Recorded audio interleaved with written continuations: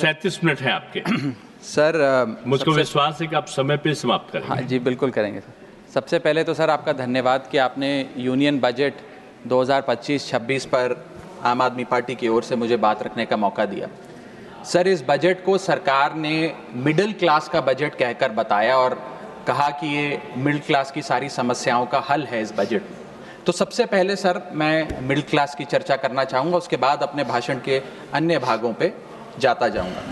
Sir, पहली बात तो यह है कि सरकारें मिडिल क्लास को एक आत्मा रहित कंकाल समझती हैं जिसकी हड्डियों पे चढ़ के $5 ट्रिलियन इकोनॉमी बनाना चाहती हैं। सर, इस देश का मिडिल क्लास कमर तोड़ मेहनत करता है, लेकिन इस मेहनत के बावजूद मिडिल क्लास गरीब हो रहा है, अमीर नहीं हो रहा। गरीबों के लिए तो अक्सर सब्सिडीज़ और स्कीम्स लाई जाती हैं जो कि लानी भी चाहिए। अमीरों के लिए production linked incentives, rebate, tax incentives, न जाने क्या क्या लाया जाता है, लेकिन इस देश के मिडिल क्लास को कुछ हासिल नहीं होता। ऐसा लगता है कि सरकारें समझती हैं कि देश के मिडिल क्लास के ना सपने हैं ना अरमान है, लेकिन वो सोने का अंडा देने वाली वो मुर्गी है जिसकी गर्दन जब चाहे मरोड़ के टैक्स वसूल लिया जाए।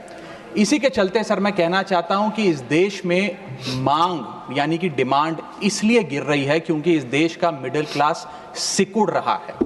तमाम आंकड़े एफएमसीजी सेक्टर से लेके गाड़ी बेचने वाले कंपनियों की सेल्स के आप उठाकर देखेंगे तो वो आपको यही बताएंगे कि इस देश का मिडिल क्लास खर्च नहीं कर रहा, और खर्च इसलिए नहीं कर रहा क्योंकि उसकी जेब में आमदनी ही नहीं है।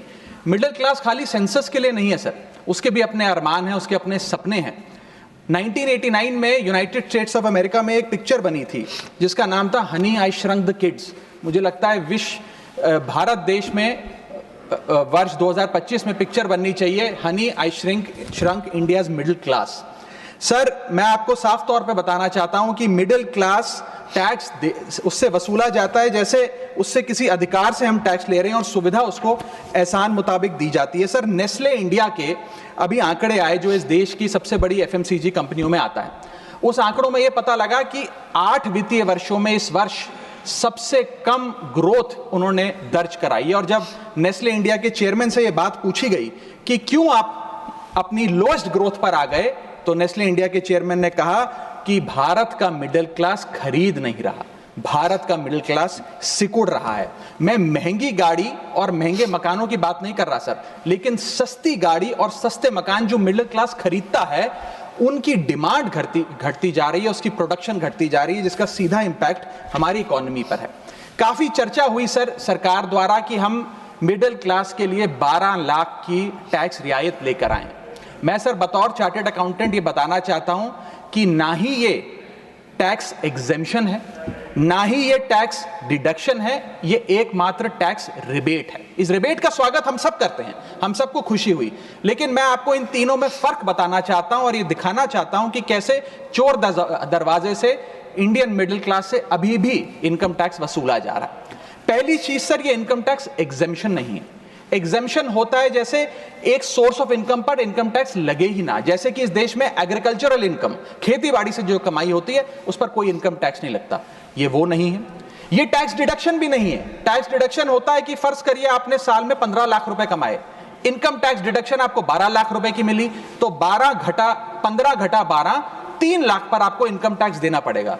ये टैक्स डिडक्शन भी नहीं है, ये टैक्स रिबेट है। यानी कि 12 लाख तक अगर आपने पैसा कमाया साल में तो आपको इनकम टैक्स नहीं देना, लेकिन जैसे ही 12 लाख से ज्यादा, फर्ज करिए आपने 12 लाख 1,000 रुपए कमाया, तो पूरे 12 लाख 1,000 पे आपके स्लैब अनुसार आपसे इनकम टैक्स वसूला जाएगा। और दूसरी चीज, कैपिटल गेन्स पे, यानी कि अगर आप अपने कोई मकान बेचते हैं, सोना बेचते हैं, इक्विटीज बेचते हैं, शेयर्स बेचते हैं, उस पर जो कैपिटल गेन पे, मुनाफे पे लगता है टैक्स, वो इस 12 लाख की सीमा में नहीं आएगा, उस पे आपको अतिरिक्त टैक्स देना पड़ेगा।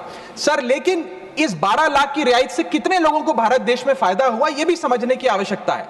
हम 140 करोड़ की आबादी वाले देश में रहते हैं, जिसमें मात्र 8 करोड़ लोग इनकम टैक्स की रिटर्न भरते हैं, और इन 8 करोड़ लोगों में से मात्र 3 करोड़ लोग इनकम टैक्स भी भरते हैं। यानी कि 8 करोड़ लोग इनकम टैक्स की रिटर्न भरते हैं, 5 करोड़ लोग जीरो इनकम दिखा के अपनी इनकम टैक्स की रिटर्न भरते हैं, जीरो टैक्सेबल इनकम, और उनसे कोई इनकम टैक्स नहीं वसूलती। लेकिन जो बाकी 3 करोड़ बचे, मात्र वो ही इनकम टैक्स भरते हैं। तो किन लोगों का फायदा हो रहा है, ये भी समझने की आवश्यकता है। और इसका मुकाबला आप करिए सर, सीएमआई का डेटा बताता है कि इस देश में कंजम्पशन के आधार पे 43 करोड़ इंडियन, 43 करोड़ भारतीय भारत की मिडिल क्लास में आते हैं। 43 करोड़ में से मात्र 2 से 3 करोड़ लोगों को ही इसका फायदा होने जा रहा है। उसका हम स्वागत करते हैं, लेकिन बाकियों के लिए क्या? वित्त मंत्री जी ने यह फैसला जब सुनाया तो कहा कि इससे भारत की कंजम्पशन बढ़ेगी, खपत बढ़ेगी और इकोनॉमी का चक्का, इकोनॉमी का पहिया चलने लग जाएगा। मैं आपको बताना चाहता हूं और इस सदन में भविष्यवाणी करता हूं सर कि इस टैक्स रियायत से इस देश की कंजम्पशन नहीं बढ़ने वाली। अगर आप वास्तव में इस देश की खपत यानी कि कंजम्पशन बढ़ाना चाहते हैं तो आपको इनकम टैक्स के साथ साथ जीएसटी नाम का टैक्स कम करना पड़ेगा, क्योंकि जीएसटी वो टैक्स है जो इस देश का अमीर से अमीर आदमी और गरीब से गरीब आदमी भी देता है। जब गरीब आदमी अपने घर में चूल्हा जलाने के लिए माचिस खरीदता है तो उस पर भी जीएसटी देता है, और अमीर आदमी जब सफर करने के लिए मर्सिडीज और बीएमडब्ल्यू खरीदता है उस पर भी जीएसटी देता है। जीएसटी वो लोग भी देते हैं जो इनकम टैक्स नहीं भरते, जीएसटी वो लोग भी देते हैं जिनको सरकार उन 80 करोड़ भारतीयों को जिनको फ्री राशन देती है, जीएसटी उनसे भी वसूला जाता है। तो सही मायने में अगर आप भारत में खपत यानी कि कंजम्पशन को बढ़ाना चाहते हैं, इकोनॉमी रिवाइव करना चाहते हैं, तो आपको जीएसटी कम करना पड़ेगा और जीएसटी स्ट्रीमलाइन करना पड़ेगा। सर, मिडिल क्लास इस देश का सबसे देशभक्त क्लास है जो सबसे ज्यादा टैक्स देता है। और सर, जब नौकरी से लौटता हुआ साधारण पैंट शर्ट पहने मिडिल क्लास का आदमी मेट्रो की लाइन में खड़ा होता है तो उसे यह चिंता नहीं होती कि घर जाकर कौन सी पिक्चर देखूंगा या कौन सा पकवान खाऊंगा। उसे यह चिंता होती है कि मैं अगले हफ्ते अपने बच्चों की फीस कैसे भरूंगा, बाबूजी का ऑपरेशन कैसे कराऊंगा, या बड़े साल नौकरी कर ली, अब एक स्कूटी खरीद लेता हूं, लेकिन जब बाजार जाता है तो पता लगता है वो स्कूटी जो 4 लाख की जो 40,000 की मिलती थी वो अब 1 लाख रुपए की मिलने लगी, या वो ऑल्टो गाड़ी जो 3-3.5 लाख की मिलती थी अब 10 लाख रुपए की मिलने लगी। ये सच्चाई है सर, और इसलिए है क्योंकि सर सैलरी बढ़ती नहीं, बचत होती नहीं, सिर्फ और सिर्फ महंगाई बढ़ती है। और सर, मैं ये भी आपको बताना चाहूंगा, रिपोर्ट्स बताती है, इकोनॉमिक सर्वे ऑफ इंडिया बताता है कि सैलरी औसतन मात्र 3% बढ़ी है पिछले वित्तीय वर्ष में, जबकि food inflation 10%, health care inflation 15% और कंज्यूमर प्राइस इन्फ्लेशन और न जाने कितनी इन्फ्लेशन तो इनसे कहीं ज्यादा ऊपर आंकड़ों पर आज मंडरा रही है, लेकिन उसके मुकाबले सैलरी मात्र 3% बढ़ी है। सर, देश का मिडिल क्लास एक बहुत बड़े डेट ट्रैप में भी फंसने जा रहा है। मैं ये भी भविष्यवाणी आज करना चाहूंगा, क्योंकि भारत का household debt to GDP ratio आज 40% पे खड़ा हो गया। सरल भाषा में बताऊं तो भारत के मिडिल क्लास परिवार आज रोजमर्रा के जीवन के लिए, अपने डेली एक्सपेंसेस के लिए लोन लेने पर मजबूर हो गए हैं, चाहे वो पर्सनल लोन हो, चाहे वो क्रेडिट कार्ड के जरिए हो, या चाहे वो अन्य प्रकार से फाइनेंशियल इंस्टीट्यूशन से ब्याज पर पैसा लेना हो। यानी कि जो सैलरी 1 तारीख को आती है वो पहले ही आपके रोजमर्रा के जीवन में जो आपने खर्चा करने के लिए ब्याज पर पैसा लिया हुआ है उसके भुगतान में लग जाती है, और इंडिया का मिडिल क्लास एक डेट ट्रैप में फंसता जा रहा है। ये लोन कोई मकान बनाने के लिए या दफ्तर खरीदने के लिए या एसेट क्रिएशन के लिए नहीं है, ये day to day expenses meet करने के लिए, जो भारत के मिडिल क्लास को एक डेट ट्रैप में खड़ा करता जा रहा है। सर, सैलरी तो 7 तारीख को आती है महीने की, लेकिन 1 तारीख को मकान मालिक आ जाता है दरवाजे पे दरवाजा खटखटाने की किराया दो, और सारी उम्र काम करने के बाद एक मिडिल क्लास का आदमी सोचता है कि अंत में रिटायरमेंट के समय एक छोटा सा अपना मकान, जमीन खरीद के मकान बनाऊंगा।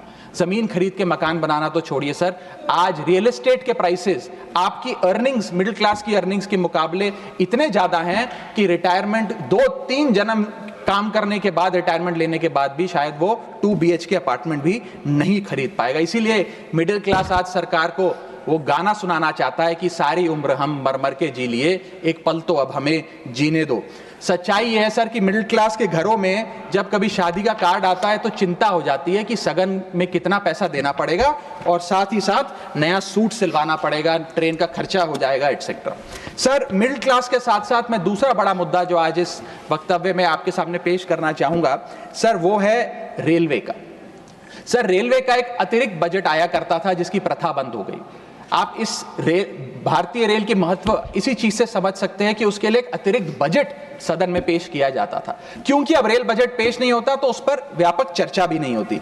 लेकिन इस वक्तव्य के माध्यम से मैं रेल बजट से संबंधी कुछ चीजें आपके सामने अवश्य रखना चाहूंगा। इस यूनियन बजट 2025-26 में माननीय वित्त मंत्री जी ने 2,55,000 करोड़ की फाइनेंशियल एलोकेशन रेलवेज की कैपेक्स के लिए मांगी है। ये 2009 से 2014 के बीच में लगभग 50,000 करोड़ होती थी, जो आज इतने गुना 5 गुना बढ़ के 2.5 लाख करोड़ से ऊपर हो गई है। तो इस पे व्यापक चर्चा अवश्य होनी चाहिए। सर, भारतीय रेल जो भारत की लाइफलाइन कहलाई जाती थी, आज उसकी स्थिति ऐसी है कि अगर मजबूरी ना हो तो शायद कोई यात्री रेल की ओर देखना भी ना चाहे। रेल जनता का रेल जरूर बना रही है और इसका कारण यह है कि भारतीय रेल को अपनी पीआर, सोशल मीडिया कैंपेन्स और रील्स ज्यादा पसंद है, ना कि रेल की सुविधाओं को कैसे बेहतर करना है वो पसंद है। सर, भारतीय रेल एक समय इस देश के 140 करोड़ आबादी का गौरव और उम्मीद हुआ करती थी, गरीबों का सहारा हुआ करती थी।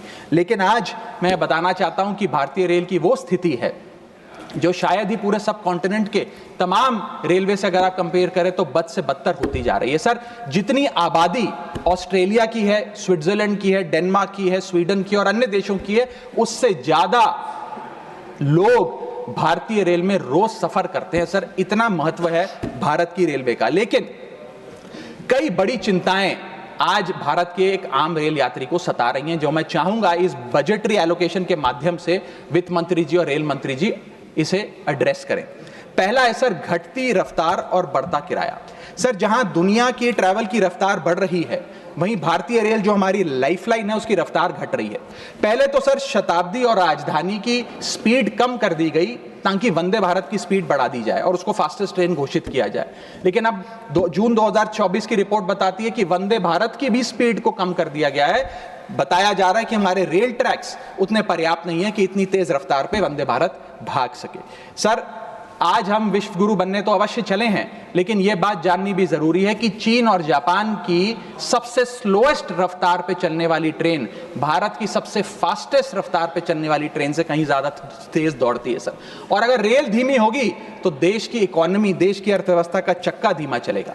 और किराए की तो सर क्या ही बात करें, जिस वंदे भारत का प्रचार रेल मंत्री जी करते थकते नहीं हैं, आज उस वंदे भारत का किराया इतना है कि गरीब आदमी छोड़िए, आम आदमी भी उसे अफोर्ड नहीं कर पा रहा। सर, वित्तीय वर्ष 2013-14 में एवरेज फेयर पर पैसेंजर पर किलोमीटर 32 पैसे हुआ करता था। 2021-22 वित्तीय वर्ष में ये 107% बढ़ के 66 पैसा हो गया है। सर, इतने रेल के किराए में इजाफा देखा गया है। हवाई चप्पल वालों को हवाई यात्रा कराने का वादा था सर, लेकिन हवाई चप्पल पहनने वालों को इतना निचोड़ दिया कि शायद अब वो रेल यात्रा के भी लायक नहीं रहे। सर, दूसरी समस्या है, बुरी हालात है थर्ड एसी और सेकंड एसी के। थर्ड एसी, सेकंड एसी को सर एक समय पर जनरल बोगी, एक समय पर लग्जरी माना जाता था, लेकिन आज वो जनरल बोगी से भी बुरी स्थिति में है। अगर टिकट मिल भी जाए sir third AC, second AC की, तो सीट मिलने की कोई गारंटी नहीं है, क्योंकि जैसे ही आप बैठेंगे थोड़ी देर में कोई शख्स आकर कहेगा, भाई साहब थोड़ा एडजस्ट करिए, थोड़ा सी रखिए, हमें भी बैठने दीजिए। ये वास्तविकता है। और आप सोशल मीडिया और तमाम तरीके के पोर्टल्स पर आप देखेंगे तो क्या आरामदायक सरकार, क्या आरामदायक यात्रा, आरामदायक सफर भारत सरकार आम रेल यात्री को दे रही है, वो देखकर आप समझ जाएंगे। जैसे कहते हैं ना सर, हिंदी का सफर अंग्रेजी का सफर बन गया है भारतीय रेल के एक यात्री के लिए। कई रूट्स पर आलू की बोरियों की भांति लोगों को ठूसा जा रहा है, और अगर शौचालय में भी, ट्रेन के टॉयलेट में भी सीट मिल जाए तो आदमी अपने आप को सौभाग्यशाली समझता है। सर, जहां भेड़ बकरियों की तरह भोले भाले लोगों को ट्रेन में ठूसा जा रहा है, पूरी टिकट लेकर सुविधा के नाम पे सिर्फ धक्का दिया जा रहा है, और सर हमारे देश के भोले भाले आम आदमी इसको अपनी किस्मत समझकर स्वीकार कर लेते हैं। सर, मैं तीसरी बड़ी रेल समस्या जो कि है मिसमैनेजमेंट, अव्यवस्था, उस पर आपका ध्यान आकर्षित करना चाहूंगा। सर, पहले तो रेल की टिकट मिलती नहीं, अगर मिल भी जाए आपने अगर 2, ढाई, 3 महीने पहले टिकट बुक कराई हो, टिकट कंफर्म हो जाए तो सीट मिलने की कोई गारंटी नहीं। और सर आप अपना अनुभव देखिए, जब आप सबसे पहले प्लेटफॉर्म पर पहुंचते हैं अपनी ट्रेन में चढ़ने के लिए, तो आपको चारों तरफ सिर्फ गंदगी ही गंदगी नजर आती है। अगर बुजुर्गों के साथ या घर परिवार की महिलाओं के साथ आप ट्रैवल कर रहे हैं तो एक क्लीन वॉशरूम तक आपको मुहैया नहीं कराया जाता। और हालात यह है कि लोग मजबूर हैं प्लेटफॉर्म पर अखबार बिछाकर सोने के लिए, और वेटिंग एरिया के नाम पर तो सर सिर्फ एक नेम प्लेट, एक बोर्ड लगा नजर आता है और कुछ नहीं नजर आता। तो सर ट्रेन पे चढ़ने से लेकर ट्रेन पे उतरने तक की एक बड़ी लंबी फहरिस्त है अव्यवस्था की। यहां तक कि सर आज जब इस ठंड के मौसम में एक यात्री एक लंबा सफर तय करता है ट्रेन में और सोचता है कि थोड़ा आराम कर लूं, कंबल चादर खोल के ओढ़ने का प्रयास करता है, तो उस कंबल चादर से इतनी बदबू आती है, इतनी दुर्गंध आती है, और उसके जवाब में रेल मंत्री और रेल मंत्रालय बताता है कि हम महीने में 1 बार कंबल धोते हैं। महीने में 1 बार कंबल धोएंगे तो सर सुगंध आएगी कि दुर्गंध आएगी, मैं चाहूंगा कि सरकार इसका फैसला ले। हाइजीन रिलेटेड कंप्लेंट्स में पिछले 2 वित्तीय वर्षों में 500% का इजाफा हुआ है। ये दिखाता है कि हाइजीन स्टैंडर्ड्स को कितना कॉम्प्रोमाइज करती जा रही है हमारे देश की रेल।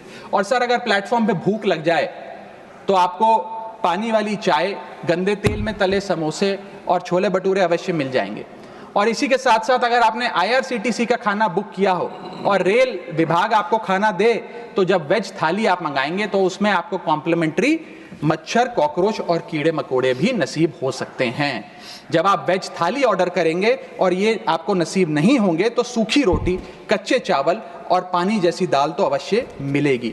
सर महाकुंभ को लेकर कई आयोजन बड़े बड़े किए गए और कहा गया कि भारतीय रेल बड़ी सक्रिय होकर महाकुंभ का आयोजन कर रही है। मैं बताना चाहूंगा कि प्रयागराज का रेलवे स्टेशन और आसपास के कई रेलवे स्टेशन को बंद करना पड़ा क्योंकि सरकार क्राउड मैनेजमेंट नहीं कर पाई। और कहां पर ये स्पेशल ट्रेन चल रही है महाकुंभ के लिए, मैं पूछना चाहूंगा कोई व्यक्ति है जिसके पास एक स्पेशल ट्रेन की कंफर्म टिकट है सर?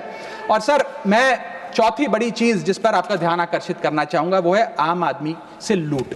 सर पहले तो IRCTC की वेबसाइट का इंटरफेस कुछ इस प्रकार है कि आप टिकट बुक नहीं कर पाएंगे।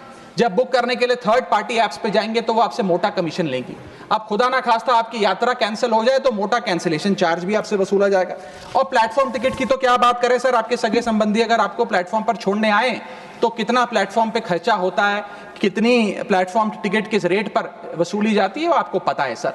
और हालात ऐसे हैं कि वहां पर बिस्लरी का पानी आप प्लेटफॉर्म पर खरीदिए तो बिलसेरी का नकली पानी आपको दिया जाता है। ऐसे ऐसे ब्रांड्स के चिप्स, चॉकलेट्स, बिस्किट्स और पानी दिया जाता है जिन ब्रांड्स का आपने कभी नाम नहीं सुना। सर 5वीं समस्या है ज्यादा से ज्यादा नॉर्मल ट्रेन चलाने की आवश्यकता। सर बुलेट ट्रेन और वंदे भारत से ज्यादा किफायती यात्रा नॉर्मल ट्रेन में हो जाए तो देश का आम आदमी खुश हो जाएगा। आज इस भीषण महंगाई और भयंकर बेरोजगारी का आलम कुछ इस प्रकार है कि लोगों के पास समय ही समय है लेकिन पैसा नहीं है। भले ही आप आधा 1 घंटा रफ्तार धीमी कर दें लेकिन 2000 रुपए में मिलने वाली टिकट को ट्रेन की 500-600 रुपए कर दें तो आम आदमी का बहुत भला हो जाएगा। सर इसी के साथ साथ मैं बुजुर्गों की बंद हुई सब्सिडी पर भी आपका ध्यान आकर्षित करना चाहूंगा। 2020 में सरकार ने बुजुर्गों को मिलने वाली रेल टिकट पर जो सब्सिडी थी वो बंद कर दी, जिसके चलते सरकार ने काफी ढोल बजाकर कहा कि वित्तीय वर्ष 22-23 में उन्होंने 2242 करोड़ पैसे 150 मिलियन सीनियर सिटीजन से वसूल किए हैं, यानी कि 2200 करोड़ की रेलवे की इनकम में इजाफा हुआ। अब बताइए सर, क्या हम अपने बड़े बुजुर्गों की हड्डियां निचोड़कर भी पैसा वसूलेंगे? पूरी जिंदगी भर काम करने के बाद एक सीनियर सिटीजन सोचता है कि रिटायरमेंट के बाद तीर्थ करने जाऊंगा, धार्मिक स्थानों पे जाऊंगा, लेकिन आज हम ये सब्सिडी बंद करके उन पर महंगाई का एक बड़ा बर्डन डाल रहे हैं। मैं वित्त मंत्री जी को और रेल मंत्री जी को कहना चाहूंगा कि अगर ये बड़े बुजुर्ग तीर्थ यात्रा पे जाएंगे तो शायद आप ही के लिए दुआएं मांगेंगे। सर इसी के साथ साथ मैं रेल और जनता की सुरक्षा, ये मेरा आखिरी पॉइंट है सर, इसके टुवर्ड्स भी आपका ध्यान आकर्षित करना चाहूंगा। सर पहले सुरक्षित यात्रा की गारंटी हुआ करती थी, आज कोई गारंटी नहीं। रेल मंत्री कहते हैं हमने कवच सिस्टम नाम का एक नया सिस्टम लागू किया है जिससे अब रेल दुर्घटनाएं बंद हो जाएंगी। सर क्या 1 महीना भी ऐसा बीता कवच सिस्टम लागू होने के बाद जब रेल दुर्घटना का कोई समाचार हमारे पास नहीं आया? सर बीते 5 सालों में 200 से ज्यादा रेल एक्सीडेंट्स हुए हैं जिसमें 400 से ज्यादा लोगों की मौत और अनगिनत लोग इंजर हुए हैं। CAG की वर्ष 2000 जो अभी रिपोर्ट आई वो बताती है कि वित्तीय वर्ष 2018 से 2021 के भीतर जितनी भी ट्रेन एक्सीडेंट्स हुए उसका 75% कारण लैक ऑफ ट्रैक मेंटेनेंस, यानी कि रेल ट्रैक की मेंटेनेंस में जो कमी है उसकी वजह से रेल की दुर्घटनाएं हो रही हैं। हम ये हाउस 2.5 लाख करोड़ रुपए सैंक्शन करने जा रहा है भारतीय रेल को। मुझे उम्मीद है कि कम से कम ट्रैक मेंटेनेंस तो ठीक ठाक तरीके से रेलवे विभाग कराएगा।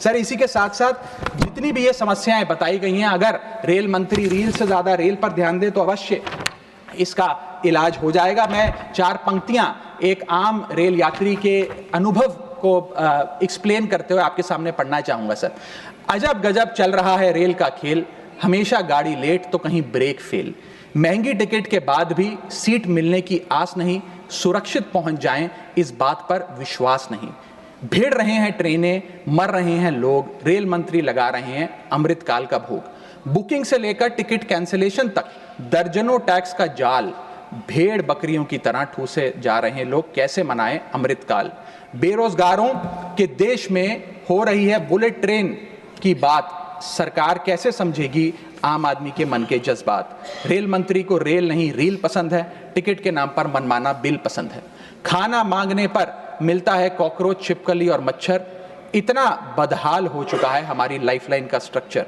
आखिर कैसे सुधरेगी व्यवस्था, कैसे बदलेंगे हालात, सरकार समझने को तैयार नहीं आम आदमी के जज्बात। सर, मैं अपने अगले भाग में आपका ध्यान आकर्षित करना चाहूंगा, जो new administration United states of America में आई है उसका क्या इकोनॉमिक आर्थिक इंपैक्ट भारतीय अर्थव्यवस्था पर पड़ने जा रहा है। सर, पहले तो 4 फरवरी 2025 को अमेरिका की सेना का एक माल ढोने वाला बड़ा विमान 104 भारतीयों को डिपोर्ट करने के लिए भारत आया। पता लगा कि उन भारतीयों के हाथ में हथकड़ियां और पैरों में जंजीरें थी, बेड़ियां बांधकर उनको लाया गया। बताया जा रहा है कि 7,25,000 ऐसे लोग हैं जो बिना दस्तावेज के भारतीय प्रवासी वहां रह रहे हैं, जिनको अब एक एक कर अमेरिका भारत वापस भेजने जा रहा है। सर, हम चले तो विश्व गुरु बनने थे, वहां अमेरिका ने अपनी मिलिट्री लगाकर हजारों लोगों को डिपोर्ट करना शुरू कर दिया है। मैंने सर किसी बांग्लादेश, पाकिस्तान या श्रीलंका के नागरिक को डिपोर्ट होने की खबर तो नहीं पड़ी, लेकिन भारतीयों के साथ जो अमानवीयता हुई वो जरूर उसकी खबर पड़ी। सर, मैं ये स्पष्ट करना चाहता हूं कि इलीगल माइग्रेशन को तो शायद इलीगल इमिग्रेशन को इस सदन में बैठा कोई भी व्यक्ति सपोर्ट नहीं करेगा, लेकिन सर जो उस नाउमीदी के शिकार रोजगार की तलाश में युवा गए, उनके साथ जो इनह्यूमन ट्रीटमेंट हुआ उसको लेकर तो हमें आवाज बुलंद करनी चाहिए। सर, 40 घंटे तक उनके हाथों और पैरों में बेड़ियां बांध के रखा गया, वॉशरूम तक नहीं जाने दिया गया। सर, इसको लेकर मुझे लगता है शायद इस देश के हर नागरिक का खून खौलता होगा। उसी के सामने इसी एग्जाम्पल के सामने हमारे पास एक और एग्जाम्पल है। इस दुनिया का एक बहुत छोटा सा देश है सर, कोलंबिया। कोलंबिया के राष्ट्रपति गुस्तावो को जब पता लगा कि अमेरिका से एक सेना का माल ढोने वाला विमान इसी प्रकार कोलंबिया के नागरिकों को जो बिना दस्तावेज के वहां पाए गए कोलंबिया छोड़ने के लिए आ रहा है, तो उन्होंने उस विमान को लैंडिंग की अनुमति नहीं दी। उन्होंने कहा कि मैं अपना विमान भेजूंगा, कोलंबिया सरकार का विमान, और पूरे सम्मानजनक तरीके से मैं अपने नागरिकों को वापस लाऊंगा। सर, वास्तव में कोलंबिया जो डटकर अमेरिका के सामने खड़ा हो गया, वो असल विश्व गुरु बना इस महीने में तो। और मैं मिनिस्टर ऑफ एक्सटर्नल अफेयर्स से भी पूछना चाहूंगा सर कि वो खुद क्यों नहीं गए इन नागरिकों को, हमारे भाइयों बहनों को रिसीव करने, क्यों हमने जहाज नहीं भेजा, अपना भारतीय वायुसेना का जहाज उनको वापस लाने के लिए। और जब हमारे पास पहले से ही सूची थी कि इन 104 भारतीयों को डिपोर्ट किया जा रहा है, तो हमने इसके खिलाफ प्रोटेस्ट क्यों नहीं किया? क्या अमेरिकी दूतावास से किसी को बुलाया, किसी से चर्चा करी, अपना विरोध दर्ज कराया? और अंत में सर, गुजरात, उत्तर प्रदेश, महाराष्ट्र, पंजाब और हरियाणा, इन तमाम राज्यों के ये लोग थे जो आए, लेकिन प्लेन को न जाने किस कारणवश अमृतसर में उतारा गया। मैं चाहूंगा इस विषय पर भी, इस स्ट्रैटेजिक डिसीजन पर भी माननीय विदेश मंत्री जी ध्यान आकर्षित करें सदन का। सर, क्या आपने कभी सुना है कि स्विट्जरलैंड का कोई नागरिक, डेनमार्क का कोई नागरिक, ब्रिटेन का कोई नागरिक, नीदरलैंड का कोई नागरिक डंकी रूट के माध्यम से अमेरिका गया हो नौकरी की तलाश में? नहीं सुना होगा सर। भारतीय ही क्यों मजबूर है डंकी रूट के माध्यम से अमेरिका पहुंचकर वहां पर मेहनत मजदूरी, छोटी मोटी लेबर का काम करने के लिए? वो इसलिए सर क्योंकि इस देश में तमाम सरकारों ने हमारे देश के युवा को बेरोजगार रखा। वादा तो था सर 2 करोड़ नौकरियां देने का, लेकिन वो 2 करोड़ नौकरियां दे नहीं पाई सरकार। शायद लैक ऑफ अपॉर्चुनिटीज और अनएम्प्लॉयमेंट के चलते लोग अमेरिका जाने को मजबूर हो गए। मैं बताना चाहूंगा सर, आप इसको इस परिप्रेक्ष्य में भी देखने की कोशिश करें कि अमेरिका के सबसे पिछड़े राज्यों में एक राज्य है मिसिसिपी जो आता है। मिसिसिपी राज्य में अमेरिका की सबसे लोएस्ट पर कैपिटा इनकम है। मिसिसिपी की भी लोएस्ट पर कैपिटा इनकम $48,000 प्रति वर्ष है। उसका मुकाबला करिए सर, कंपेयर करिए भारत की पर कैपिटा इनकम से।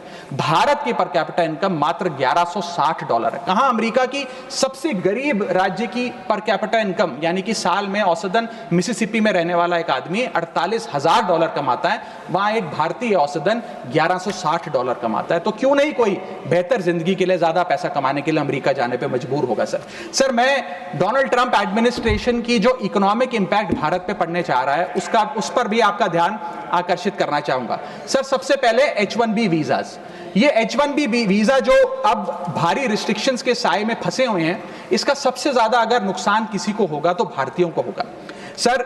वर्ष 2023 में 3,86,000 H1B वीजा एप्लीकेशन अमेरिकी सरकार को आई, जिसमें से 72% एप्लीकेशन भारतीयों की थी। यानी कि अगर H1B मुश्किल होगा तो सबसे ज्यादा मार भारत के स्किल्ड लोगों को पड़ेगी।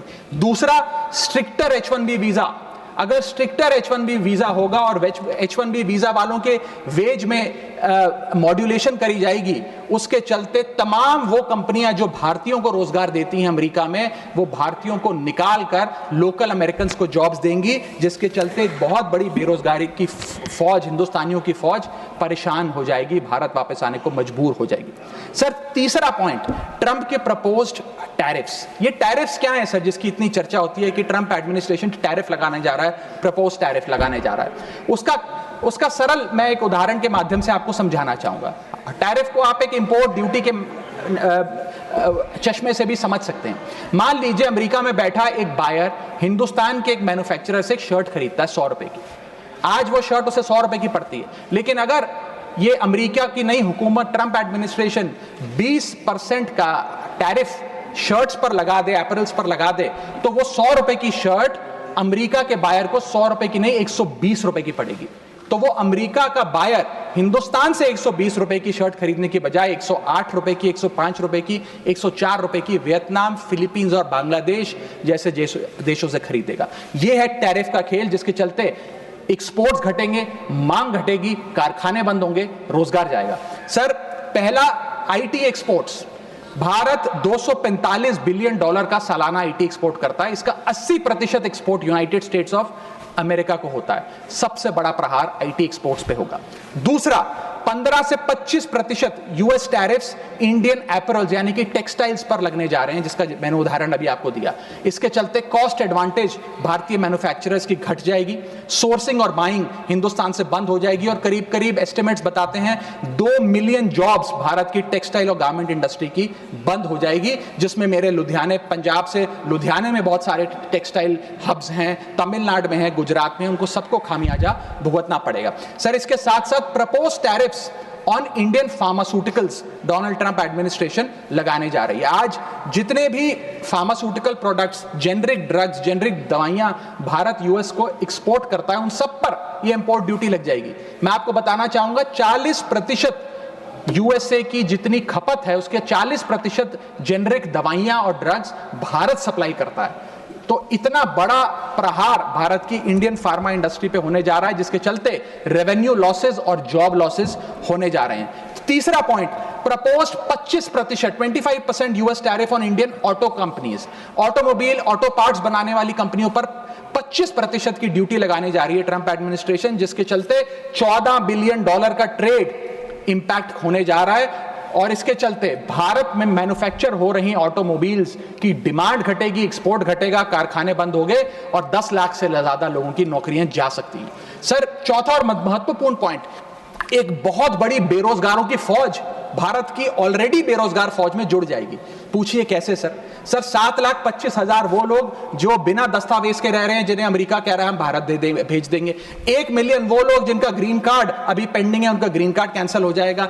लाखों H1B वीजा एप्लीकेंट जिनका H1B वीजा मिलना अब नामुमकिन सा हो गया है। और उसके अतिरिक्त भारत में जो टेक्सटाइल्स, फार्मा, आईटी और ऑटोमोबाइल इंडस्ट्री है, उसमें जॉब ले ऑफ्स होंगे। यानी कि इन लाखों लोगों की, एक जो अनएम्प्लॉयड लोगों की फौज भारत आकर भारत की ऑलरेडी अनएम्प्लॉयड लोगों की फौज में जुड़ जाएगी, उसको कैसे हम इस इकोनॉमिक साइकिल में रीइंटीग्रेट करेंगे, कैसे इस अनएम्प्लॉयमेंट और अंडर एम्प्लॉयमेंट का सामना करेंगे। सर, मेरा आखिरी पॉइंट इस ट्रंप एडमिनिस्ट्रेशन का जो इकोनॉमिक इंपैक्ट भारत पर पड़ेगा उसके संदर्भ में है, वो ये है सर कि भारत की फॉरेन इनवर्ड रेमिटेंसेस घट जाएंगी, भारत का फॉरेक्स रिजर्व्स घटेगा। सर, वर्ष 2024 में डॉक्यूमेंटेड एंड अनडॉक्यूमेंटेड भारतीय प्रवासी भारतीय जो यूएस में रहते हैं, उन्होंने कुल मिलाकर 111 बिलियन डॉलर भारत भेजे। यानी कि वहां पर जो आदमी रहता है वो कमाई करता है, वो पैसा हिंदुस्तान भेजता है ताकि हिंदुस्तान में जो उसका परिवार, बूढ़े माँ बाप, बीवी बच्चे, भाई बहन हैं, वो सम्मानजनक जीवन जी सकें। जब उनकी नौकरियां ही नहीं रहेंगी, जब वो पैसा ही नहीं कमाएंगे, तो वो क्या पैसा भेजेंगे? जब वो पैसा नहीं भेजेंगे तो भारत के फॉरेक्स रिजर्व्स घटेंगे, और फॉरेक्स रिजर्व्स घटने की वजह से रुपया और कमजोर होगा और डॉलर और मजबूत होगा। सर, भारत की कॉर्पोरेट टैक्स कलेक्शंस में 3 से 4 हजार करोड़ का नुकसान होने जा रहा है इस ट्रंप एडमिनिस्ट्रेशन के प्रपोज टैरिफ्स की वजह से, और इन्फोसिस, टीसीएस जैसी बड़ी बड़ी कंपनियां अब 80 से 90% अमरीकी लोगों को नौकरियां देंगी। भारतीय जो H1B वीजा पे वहां काम कर रहे हैं उनको निकालने का काम शुरू होने जा रहा है। सर, जो अमेरिका कहता है वो भारत हमेशा से करता है, एक वफादार दोस्त की तरह। अमेरिका कहता है ईरान से कम तेल खरीदो, हम कम तेल खरीदते हैं। अमेरिका कहता है मुझसे वेपन्स खरीदो, हम डिफेंस हेलीकॉप्टर्स उनसे खरीदते हैं। अमेरिका कहता है फलाना फलाने देश पे मैंने सैंक्शन लगा दिया, इस पे रिस्ट्रिक्शंस लगा दी, इससे आप अपना व्यापार बंद कर दो, हम व्यापार बंद कर देते हैं। अमेरिका कहता है रशिया से डिफेंस एयर सिस्टम ना खरीदो, हम उसे निलंबित कर देते हैं। लेकिन उसकी इन सारी चीजों को मानने और एक वफादार दोस्त होने के नाते हमने ये चीजें मानी भी, उसके बदले भारत को मिलता क्या है सर? और सर, सबसे जरूरी बात, भारत में एक बहुत बड़े वर्ग ने और खास तौर पे भारतीय जनता पार्टी के समर्थकों ने सोशल मीडिया पर कैंपेन चलाया ट्रंप को जिताने के लिए कि ट्रंप चुनाव जीत जाए। न जाने कितने ट्वीट, फेसबुक, इंस्टाग्राम, यूट्यूब पे वीडियो बना बना कर डाले कि ट्रंप जीत जाए। यहां तक कि कुछ लोगों ने तो हवन और अनुष्ठान भी किए कि डोनाल्ड ट्रंप अमेरिका के राष्ट्रपति फिर से बन जाए। लेकिन उसके बदले हमें हासिल क्या हुआ? पहला झटका जो ट्रंप एडमिनिस्ट्रेशन ने दिया सर, वो भारत को दिया। सर, इन 104 भारतीय जो वापस आए हैं, जिनकी हाथों में जंजीरें और पैरों में बेड़ियां थी, उनके लिए भी सर 4 पंक्तियां लाया हूं, गौर फरमाइएगा। सपना था कि अमेरिका जाकर कुछ कमाएंगे, ये नहीं पता था कि ऐसे बांध कर वापस लाए जाएंगे। हाथों में हथकड़ी, पैरों में बंधी रही बेड़ियां, दर्द से टूटती और चटकती रही एड़ियां, कस के बांधा जंजीरों से जैसे कोई सामान, टपकते आंसू सुनाते हैं क्रूरता की दास्तां। सपने में भी नहीं सोचा था कि ऐसा मंजर, मगर अपनों ने ही खोप दिया पीठ में खंजर। क्या बीती होगी उन पर, ये वो ही जानेंगे, उनके जख्मों को विदेश मंत्री नहीं पहचानेंगे। हर चेहरे पर लिखी है क्रूरता की कहानी, हर चेहरे पर लिखी है क्रूरता की कहानी, गुनाह सिर्फ इतना कि वो है हिंदुस्तानी। सर, अंत में मैं बस समाप्त कर रहा हूं सर। मैं आपका ध्यान आकर्षित करना चाहूंगा डीवैल्यूएशन ऑफ द इंडियन रुपी पर, कि गिरता हुआ रुपया। सर, रुपये आज ऑल टाइम लो पर है। जब मई 2014 में ये सरकार बनी थी तब $1 58 के आसपास मंडराता था। आज 1 रुपया 87 रुपीज के आसपास मंडरा रहा है, which is an all time low. Sir, रुपया कोई कागज की एक टुकड़ा, कोई पीस ऑफ पेपर नहीं है, रुपया कोई करेंसी भी नहीं है। रुपया हमारी देश की प्रतिष्ठा है। करेंसी गिरती है तो देश की प्रतिष्ठा गिरती है।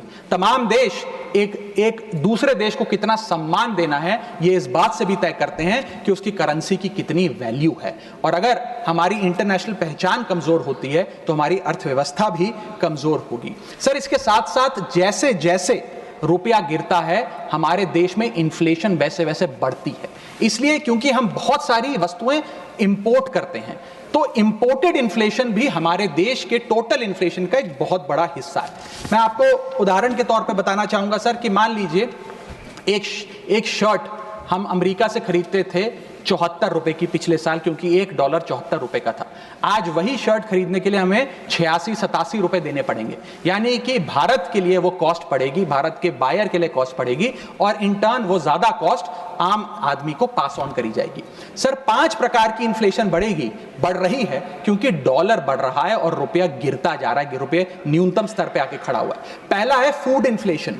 सर, भारत एडिबल ऑयल्स और पल्सेस बड़ी मात्रा में इंपोर्ट करता है। भारत की खपत खपत का 56% एडिबल ऑयल हम इंपोर्ट करते हैं और भारत की पल्सेस की कंजम्पशन का 15% क्वांटिटी हम इंपोर्ट करते हैं। जब इतनी बड़ी क्वांटिटी में हम ये चीजें इंपोर्ट करते हैं तो अगर रुपया गिरेगा, डॉलर कमजोर होगा तो हमारा फूड इन्फ्लेशन बढ़ेगा।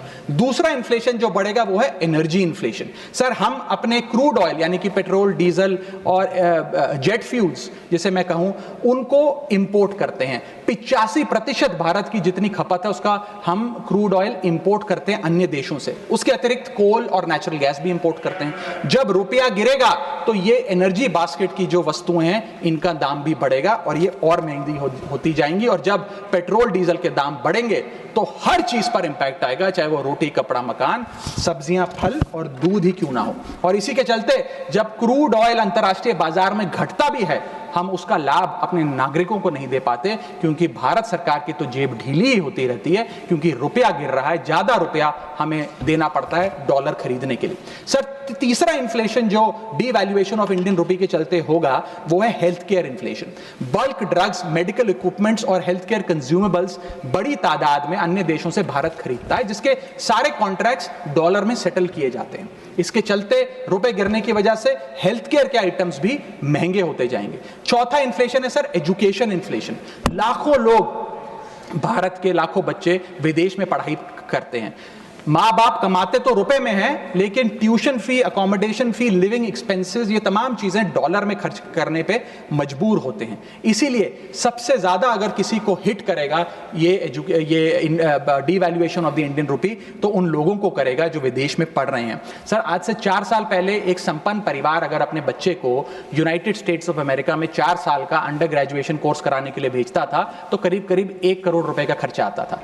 आज क्योंकि डॉलर इतना मजबूत और रुपया इतना कमजोर हो गया है, ये अमाउंट बढ़ के 2 से 2.5 करोड़ रुपए हो गया है। सर, इसी के साथ साथ मैं बताना चाहूंगा कि 5वीं बड़ी इन्फ्लेशन जो इस देश में होने जा रही है गिरते हुए रुपए के चलते, वो है electronics inflation. Sir, major electronic components Bharat import करता है। सर, समाप्त कर रहा हूं। भारत इंपोर्ट करता है। इन सारे इलेक्ट्रॉनिक आइटम्स की सेटलमेंट यूएसडी में होती है। जब रुपया गिरता है, ये सारे पदार्थ भारत में महंगे मिलेंगे, यानी कि महंगा लैपटॉप, महंगा फोन, महंगा टैबलेट, महंगा आईपैड। और इलेक्ट्रॉनिक मैन्युफैक्चरिंग यूनिट जो इलेक्ट्रॉनिक कंपोनेंट्स इंपोर्ट करते हैं इनपुट के लिए, वो भी महंगा होता जाएगा। सर, अंत में मैं बस एसबीआई की एक रिपोर्ट कोट करना चाहूंगा जो बताती है कि अगर रुपया 5% गिरता है तो भारत में इन्फ्लेशन 0.5% बढ़ती है। Direct correlation between decline of the Indian rupee and increase in the inflation. अंत में बस इतना कहूंगा सर, कई बार राजनीतिक बयान आते हैं जब रुपया गिरता है। एक मंत्री हैं, एक मंत्री, बस समाप्त सर, 30 सेकंड्स। एक मंत्री रहे वाजपेयी सरकार में भी, इस सरकार में भी रहे, अब तो नहीं है खैर, लोकसभा में एमपी हैं। उन्होंने एक बयान दिया था जब रुपया गिरा था। उन्होंने कहा था, the worth of the Indian rupee against the dollar was equivalent to Rahul Gandhi's age when UPA came to power. Today it is equal to Sonia Gandhi's age and very soon it will touch Manmohan Singh's age. Sir, आज लोग वो कहाँ हैं? आज क्यों नहीं बयान देते? आज रुपए पे क्यों नहीं चिंता करते? अब कोई ध्यान क्यों नहीं देता? रुपए पर बयान क्यों नहीं देता? रुपया तो हर दिन गिर रहा है, अब कोई रुपए पे गिरते रुपए पे ज्ञान क्यों नहीं देता? ये मैं पूछना चाहूंगा। बहुत बहुत धन्यवाद। Thank you. बहुत धन्यवाद।